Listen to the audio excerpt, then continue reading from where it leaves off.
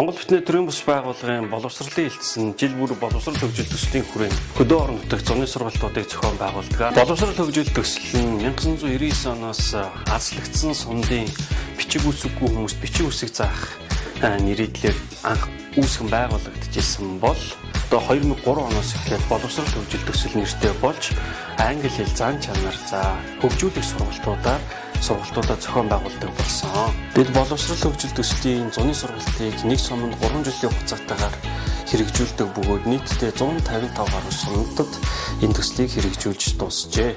2025 оны хувьд бид 8 аймгийн 29 сумд 86 багш ажилчинтай гэрээ байгуулан сургалтаа зохион байгуулахар төлөвлөд байна.